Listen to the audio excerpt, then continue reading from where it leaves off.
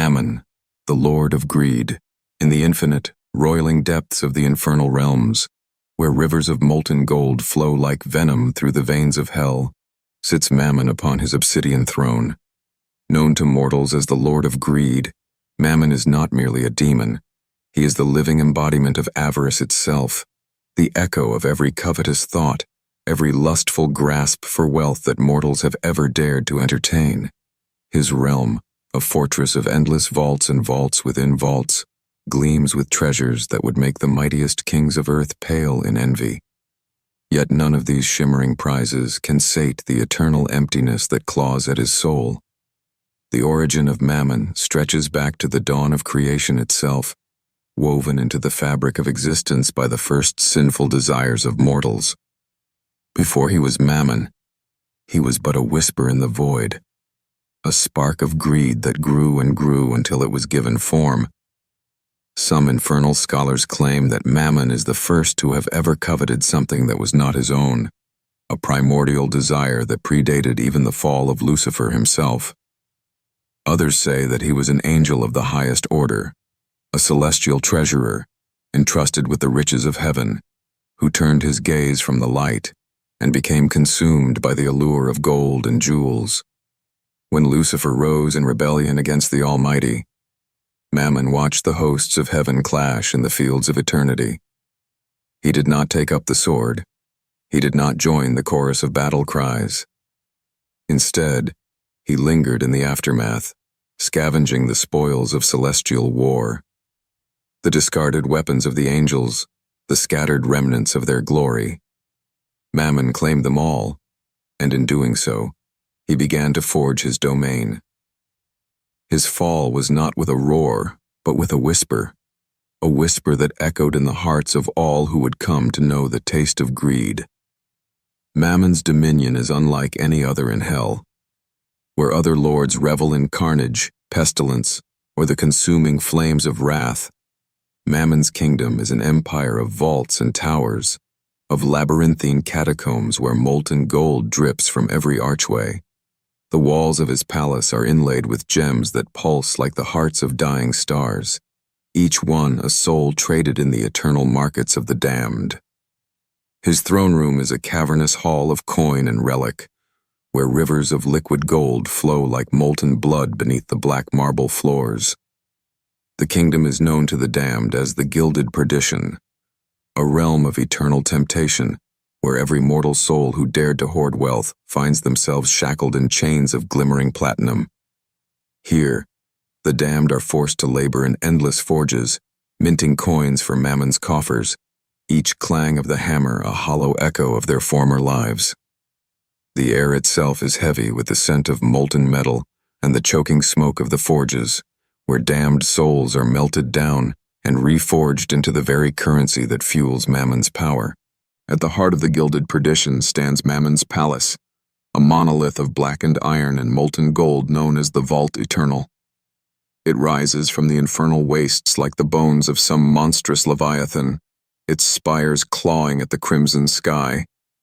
Within its depths lie treasures beyond mortal comprehension, the crowns of dead empires, the scepters of forgotten kings, the eyes of dragons turned to diamonds by hell's alchemy. The Vault Eternal is ever-changing. Its halls shift and twist, opening and closing like the greedy fingers of its master. Mortals who find themselves within its walls are lost forever, wandering from vault to vault, each chamber more opulent and suffocating than the last.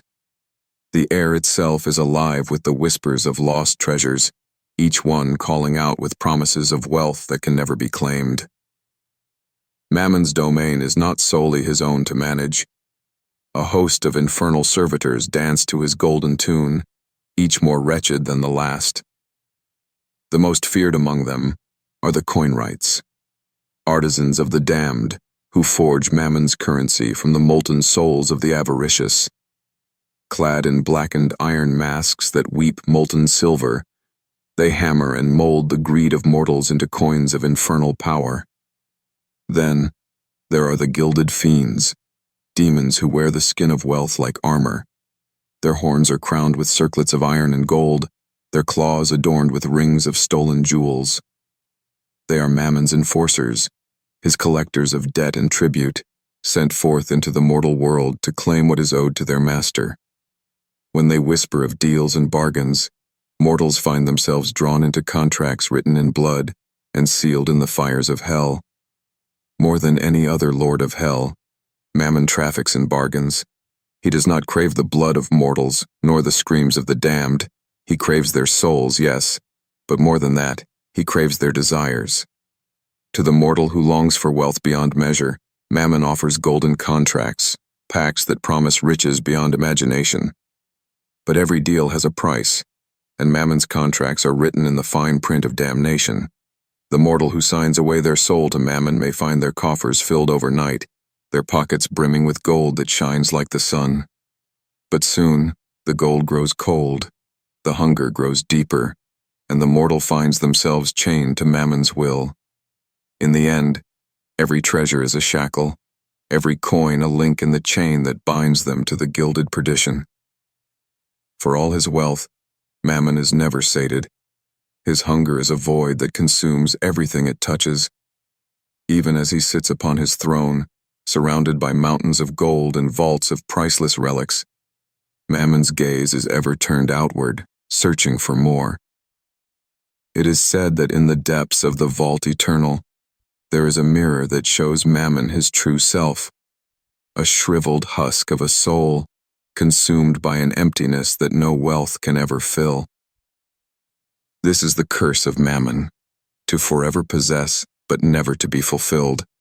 His hunger is mirrored in every mortal who seeks his favor, every soul that trades its future for a fleeting taste of gold.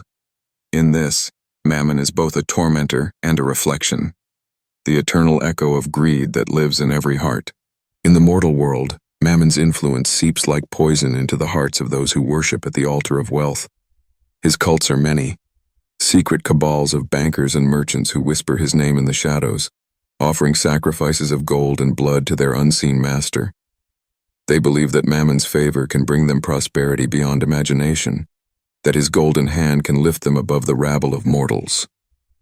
These cults are not merely mortal.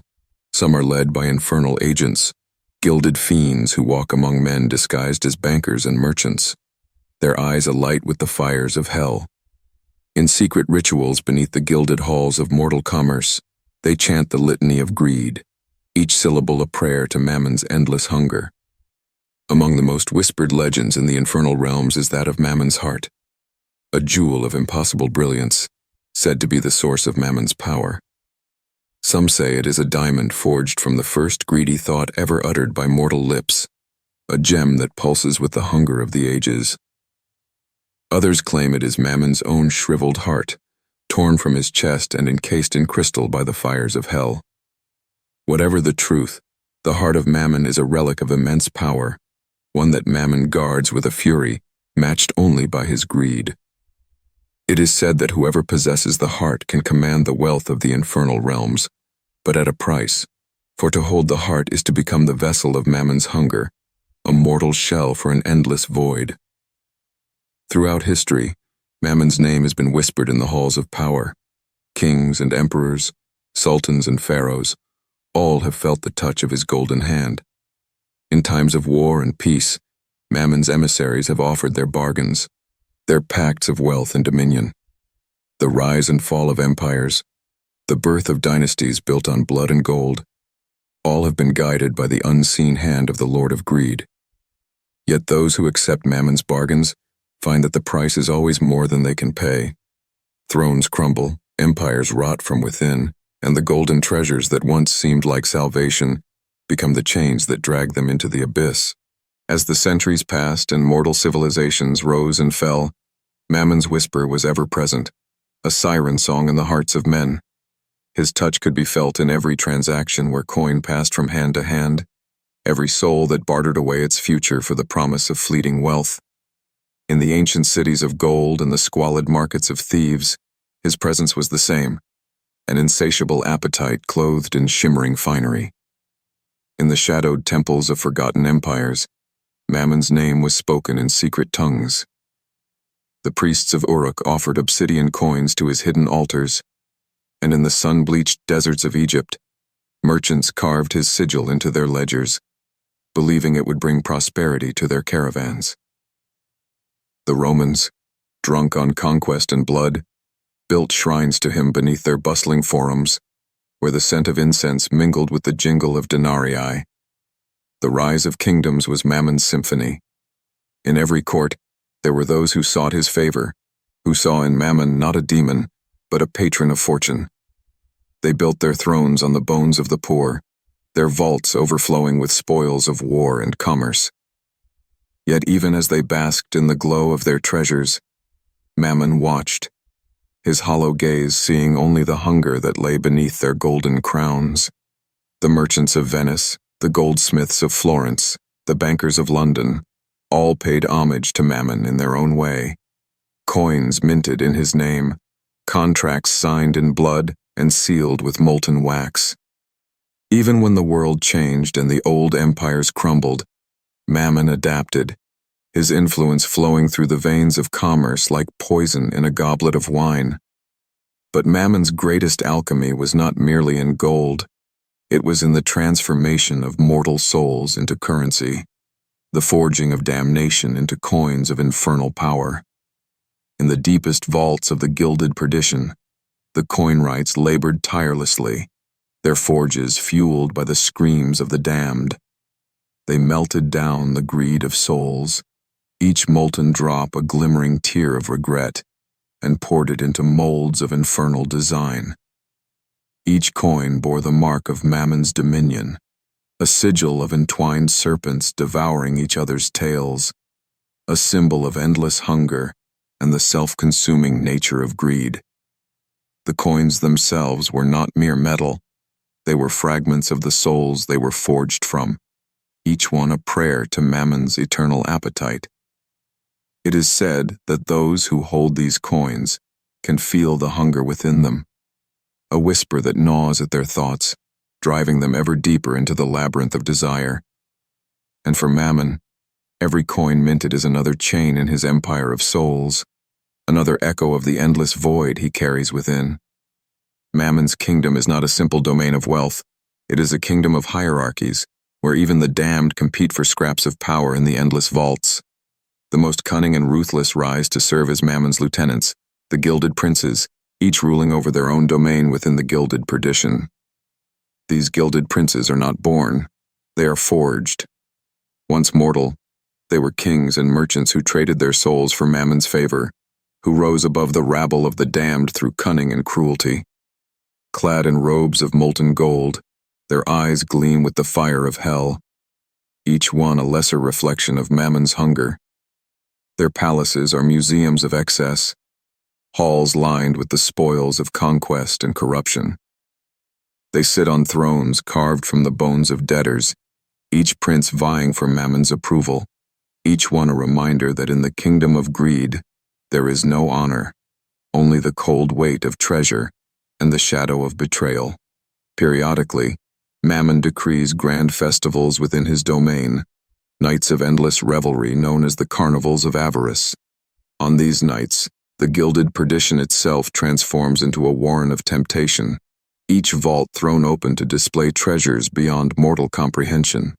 Rivers of molten gold flow through the streets, fountains spout diamonds like water, and the damned are granted fleeting glimpses of the wealth they will never possess. The carnivals are more than mere indulgence. They are Mammon's test, a stage upon which the damned reveal the true depths of their greed.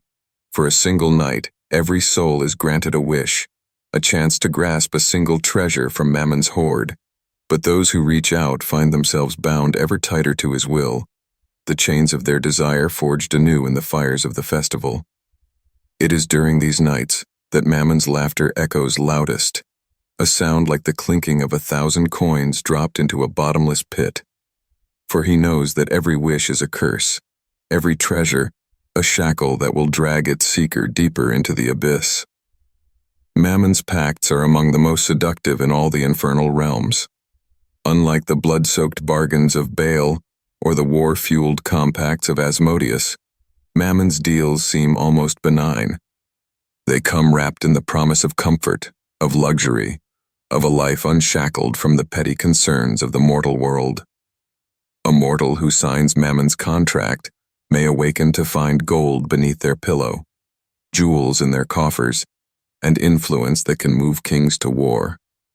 But with every boon comes a hunger that grows, a void in the soul that can never be filled. Soon, the mortal finds themselves unable to live without the touch of gold, their every thought consumed by the need for more. And when death finally comes, as it must for all, their soul is not merely claimed, it is melted, transformed into coin for Mammon's vaults, another echo of that endless hunger that can never be sated. Within the vault eternal lies a hidden library known as the Library of Ledgers, a vast archive of every contract, every debt, every sin of greed that Mammon has ever claimed. Each ledger is bound in the skin of the damned, its pages inked in molten gold. Here, Mammon's scribes, the ledger fiends, record the names of mortals who have signed their souls away, their destinies catalogued in the cold script of infernal commerce. The library is not merely a record, it is a monument to Mammon's dominion. For in these pages lies the proof that every mortal who has ever coveted wealth has played their part in the great tapestry of greed. Even the most virtuous cannot deny the flicker of desire that lives in their hearts. And in that flicker, Mammon's hand is ever poised to strike. Among Mammon's greatest treasures is the scepter of gilded ruin, a staff of black iron wound with veins of molten gold, said to be forged from the first hoard of mortal wealth ever claimed by hell. With it, Mammon can command the flow of wealth itself, shaping the fortunes of empires with a single gesture. But the scepter is more than a symbol of power. It is a curse in itself. Those who gaze upon it see visions of wealth beyond imagination, and in that vision, they see their own ruin. The scepter's power is not merely to grant wealth, but to enslave those who seek it, to draw them into the orbit of Mammon's endless hunger until they, too, are consumed. Though Mammon's true throne lies in hell, his temples stand in the mortal world as well, hidden shrines of greed, where worshippers gather to offer tithes of blood and gold. These temples are not always of stone. They are the banks and markets, the vaults and treasuries where coin is king and conscience is a distant memory. In the bustling cities of man, Mammon's priests walk unseen, cloaked in the garb of financiers and merchants. Their prayers are silent, but their devotion is absolute. Each transaction a hymn, each prophet a sacrifice. And in the dead of night, they gather in secret chambers, whispering oaths to the Lord of Greed, their souls already half consumed by the fire that burns in his name. Those few who have glimpsed Mammon's true face speak of a horror that words cannot capture. He is not merely a demon of gold and jewel, he is the hollow king, a visage of regal grandeur masking the shriveled corpse of a soul long since devoured by his own hunger. His eyes are pits of molten gold, within which dance the reflections of every treasure ever claimed. His crown is forged from the skulls of kings, his robes woven from the molten veins of the earth itself, and in his presence, all who gaze upon him feel the gnawing void, the reminder that in the end, every treasure is dust, every kingdom a fleeting shadow before the endless night. In the infernal hierarchy, where each demon lord claws and schemes for dominion, Mammon's presence is a paradox of opulence and emptiness. Though his coffers are endless, though his vaults bulge with relics that could buy kingdoms, his soul remains a barren wasteland. And in that void, he plots, always seeking, always reaching, for alliances that can feed his power and rivalries that must be crushed. Mammon's greed makes him a threat to all who share the infernal realms, for what he covets, he will never cease to claim. His bitterest rival is Asmodeus, the prince of lust. Where Asmodeus ensnares hearts with promises of pleasure, Mammon ensnares minds with promises of wealth. Their domains overlap in the mortal world. For what is lust but another hunger, and what is greed but the lust for power? The two have clashed across the ages, their followers warring in secret, bankers against courtesans, merchants against seducers. Asmodeus tempts with the soft caress of flesh, while Mammon tempts with the cold gleam of gold. Yet in the end, both leave only ruin, their victims hollowed out and consumed by their endless appetites. Belial, the Lord of Lies, is both rival and occasional ally to Mammon. Their interests align when deception can pave the way to wealth, when mortal minds must be twisted to unlock the vaults of greed. Belial's honeyed words can turn a miser into a spendthrift, a king into a pauper. Mammon pays well for these services, but in his heart he trusts no liar, for even the promises of the Lord of Greed can be poisoned by Belial's whispers. Then there is Baal, the warlord of hell, whose dominion of conquest and bloodshed sometimes collides with Mammon's hunger. Gold fuels wars, and wars fill Mammon's vaults with plunder.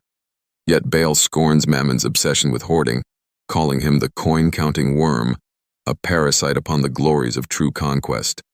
Mammon, in turn, sees Baal's brute force as the tool of a dull mind, a pawn to be bought and sold. Only with Leviathan, the dragon of envy, does Mammon find something approaching kinship.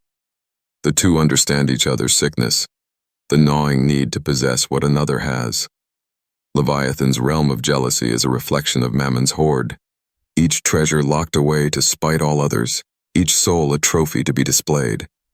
Yet even here, trust is an illusion. For in hell, even the closest allies are but temporary partners in the dance of betrayal. Mammon's domain is not merely a kingdom apart. It is the bank of hell itself. When the other lords of the pit require coin to fuel their wars or bribes to buy mortal souls, they come to Mammon's vaults. Each loan is another chain, another link in Mammon's eternal empire of debt. Yet Mammon does not give freely. Every coin he lends, every treasure he grants, comes with a price.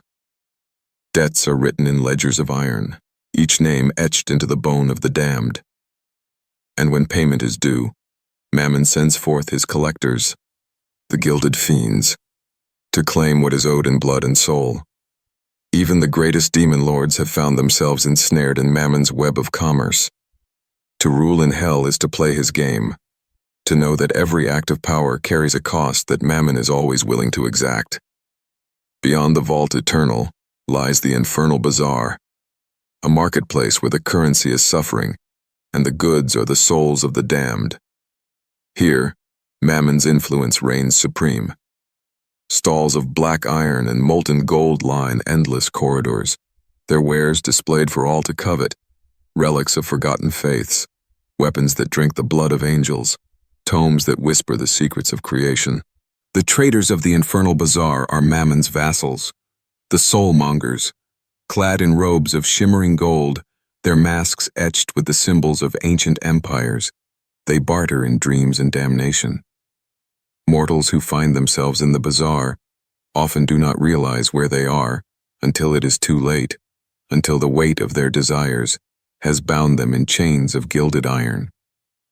To walk the infernal bazaar is to be surrounded by temptation, and Mammon watches every transaction, every soul that falters. For each deal is another prayer to his endless hunger, another echo of the greed that built his kingdom.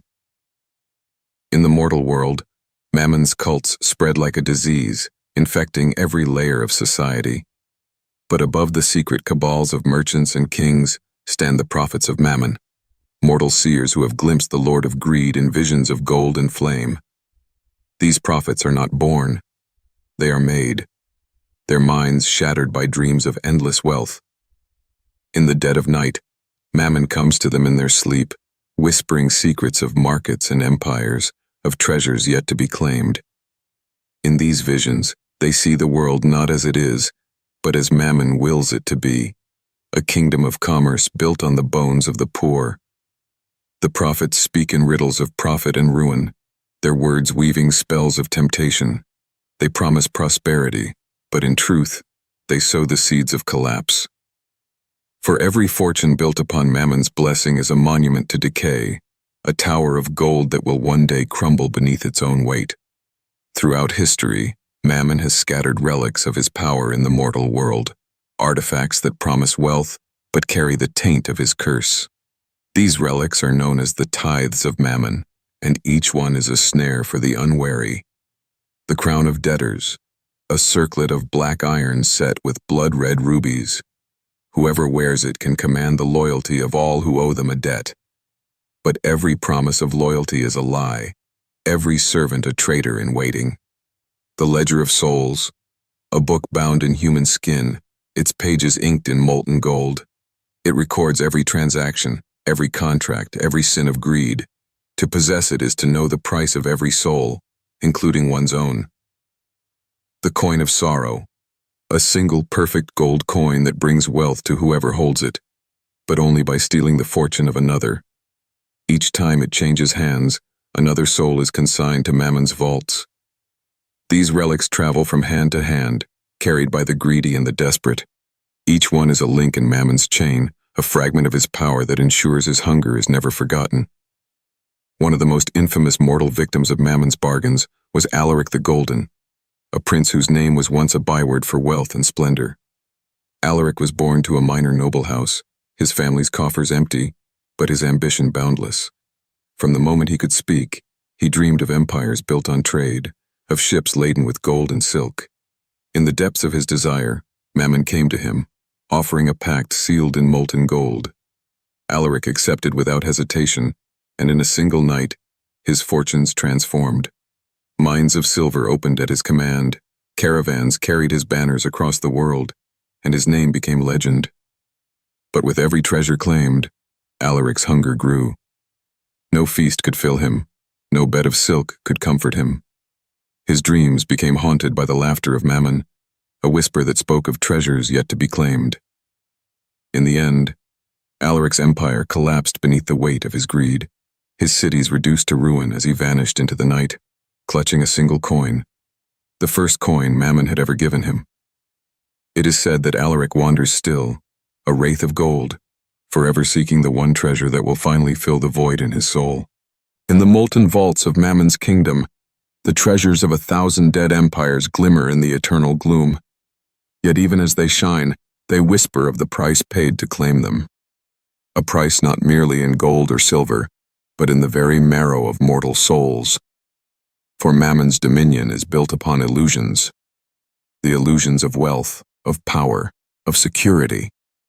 And in those illusions lies the true snare, the promise of fulfillment that can never be attained, the endless dance of desire that binds all who would serve him.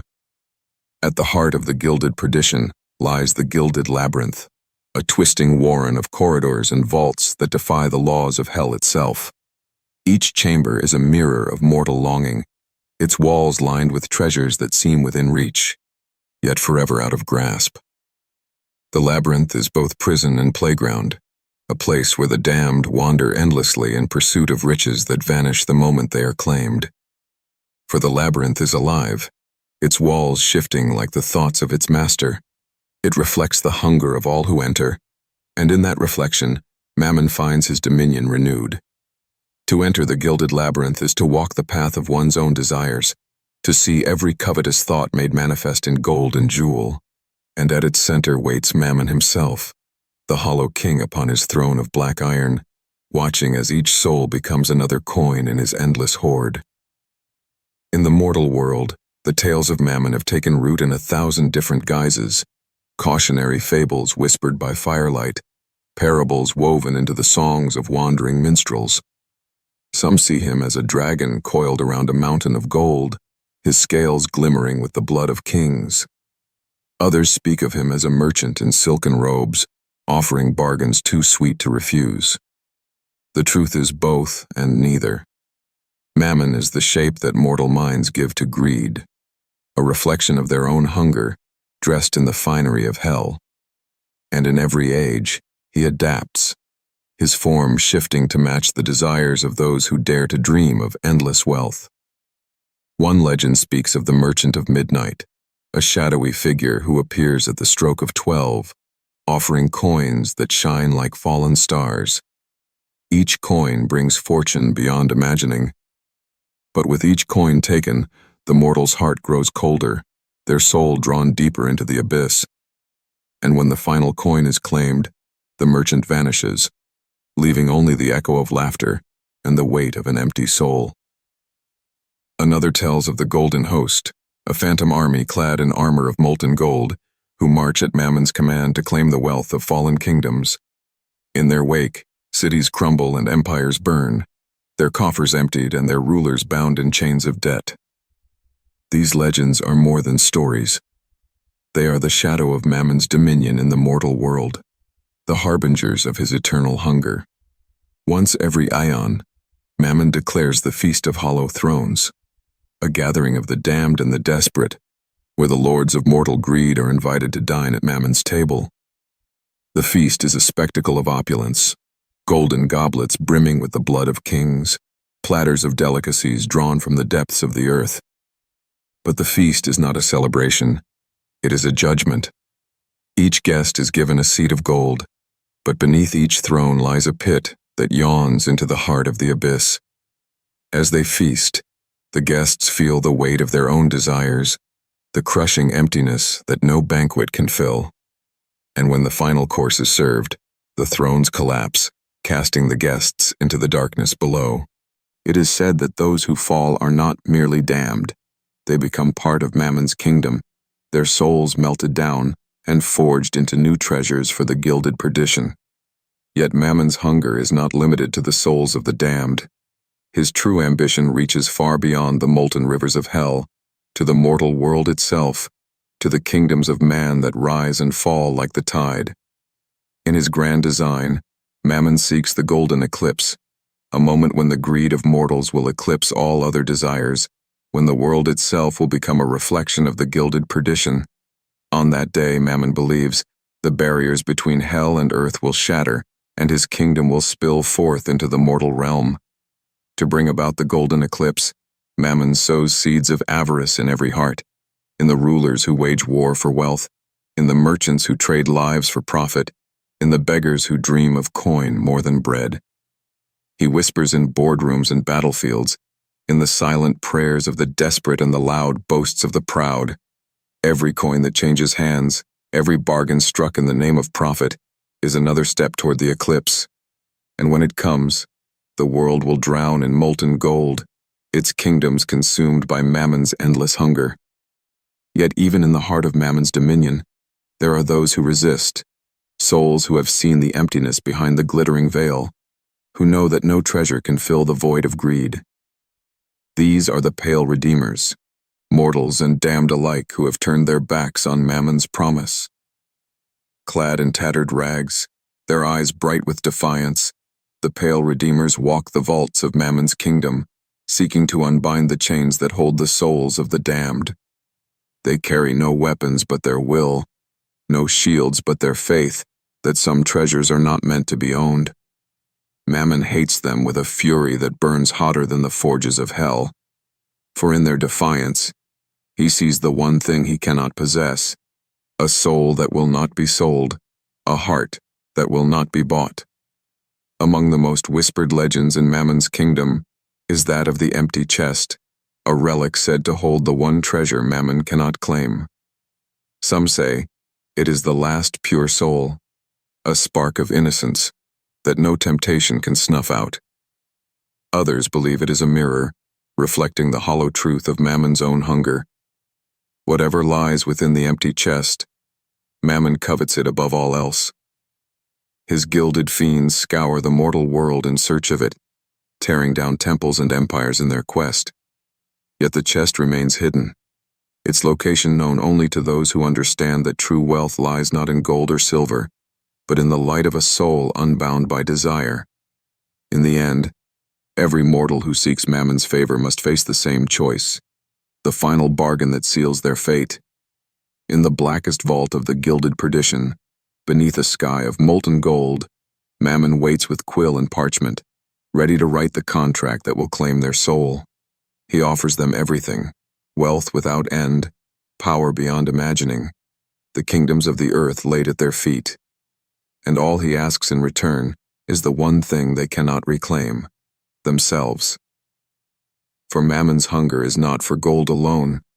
It is for the soul that signs the final bargain, the spark of life that no coin can buy back. And when the ink is dry and the pact is sealed, Mammon smiles. For in that moment, the mortal becomes another treasure in his endless vault, another echo of the void that devours all. The endless vaults of Mammon's kingdom echo with the clink of coin and the wails of the damned. In the gloom of molten gold and black iron, the Lord of Greed sits upon his throne, a figure of unimaginable grandeur and fathomless emptiness. Yet even in this kingdom of endless wealth, there is a prophecy that hangs like a blade over Mammon's head, a promise that his hunger, though eternal, will one day consume him. Carved into the walls of the vault eternal, written in the blood of mortals who dared to defy him, is the prophecy of the Hollow King. It speaks of a day when Mammon's own hunger will turn inward, devouring the vaults and treasures he has gathered, leaving behind only dust and silence. When the weight of all wealth bears down upon itself, when the final coin is cast and no vault remains unplundered, then shall the Hollow King find no feast but his own soul. Mammon scorns this prophecy, mocking the scribes who dare to recite it. Yet, in the darkest recesses of the vault eternal, there are whispers, echoes of the damned who believe the prophecy is not merely a tale of doom, but a promise of deliverance. For if Mammon's hunger can turn upon itself, then perhaps the chains of greed can be broken, and the souls he has devoured may find release. Among all the relics that bear Mammon's mark, none is more feared or more coveted than the coin of ending. Forged in secret by the first mortal who dared to defy Mammon, it is said to hold the power to shatter the bindings of greed itself. The coin of ending is a simple thing, an unadorned disk of iron, dull and lifeless. Yet within its humble shape lies a power that even Mammon cannot claim. It is said that whoever possesses the coin can break any bargain, shatter any chain, and undo the dominion of Mammon himself. For centuries, Mammon's agents have scoured the mortal world in search of it, tearing down temples and burning kingdoms to the ground. Yet the coin of ending remains hidden, passed from hand to hand, by those who believe that even in the heart of darkness, there is hope. As the ages turn and the mortal world grows fat with greed, Mammon's vaults swell with souls. Kings and beggars alike, merchants and murderers, all find their way to his domain, their desires bound in the chains of their own making. Yet within this ocean of suffering, there are those who refuse to be broken. The pale redeemers, the souls who have seen the emptiness behind Mammon's glittering illusions, gather in secret within the vaults. They speak of rebellion, of a day when the forges of the coin rights will fall silent and the rivers of molten gold will run dry. Their leader is a figure known only as the Ashen Saint, a mortal soul who was once a merchant prince, whose name was stricken from all ledgers when he turned against Mammon's will. Clad in tattered robes, his eyes burn with a light that no wealth can extinguish. He walks the vaults in silence, freeing souls from their chains with a touch of his scarred hands. Mammon despises the Ashen Saint more than any other, for in his defiance he sees the reflection of all he has lost, the spark of a soul that cannot be bought, the light of a hunger that can never be satisfied. As Mammon's power grows in the mortal world, kingdoms rise and fall like sandcastles in a storm. In every age, there are those who believe they can master the hunger he offers, emperors who build their thrones on the bones of the poor, merchants who trade in souls as easily as coin. Yet always, Mammon's laughter follows them. For every empire he helps to build, he devours in turn. The gold that gilds their crowns becomes the weight that drags them into the abyss. The palaces they build are nothing but mausoleums of ambition, monuments to a hunger that can never be sated. And when the last coin has been spent, when the final debt has been paid in blood, Mammon's kingdom grows ever richer, his vaults ever deeper. As the golden eclipse nears, when Mammon believes the mortal world will become an extension of his kingdom, signs and omens appear. The sky bleeds gold at sunset. Rivers turn to molten metal in the dreams of kings.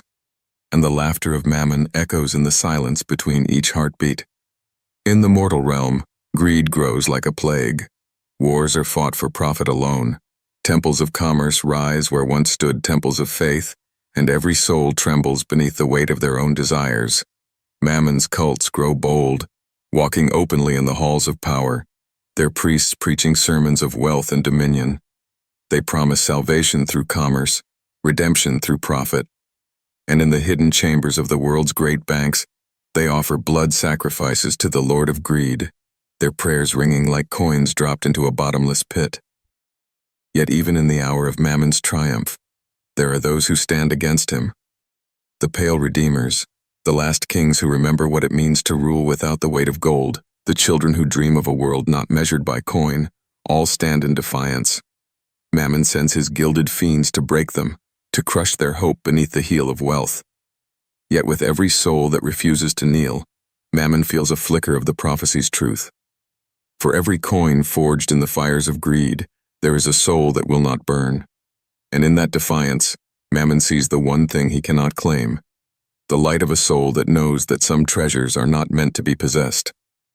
In the final vault of the gilded perdition, Mammon sits upon his throne, his eyes fixed on the treasures that line the endless halls.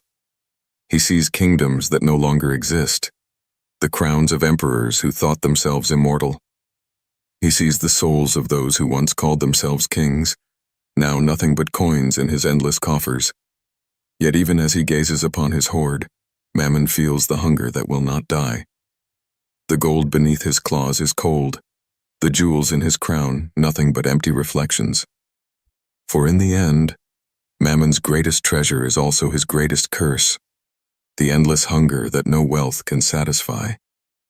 And so he sits, the Lord of Greed, the hollow king, forever seeking, forever reaching, forever devoured by the hunger that is his kingdom, his soul, and his curse. The tale of Mammon is a lesson and a warning, a story that echoes in every transaction, every desire, every heart that beats with the promise of something more. It is a reminder that the greatest hunger is not for food or drink, not for the touch of flesh or the taste of wine. It is the hunger for possession, for ownership, for the power that comes from saying, "This is mine." And in that hunger, Mammon waits. For as long as mortals dream of gold, as long as they reach for treasures that can never be enough, Mammon will rule. His kingdom will grow, his vaults will deepen, and the hunger that devours worlds will never be sated. For this is the final truth of Mammon, the Lord of Greed. The hunger is eternal, the hunger is all.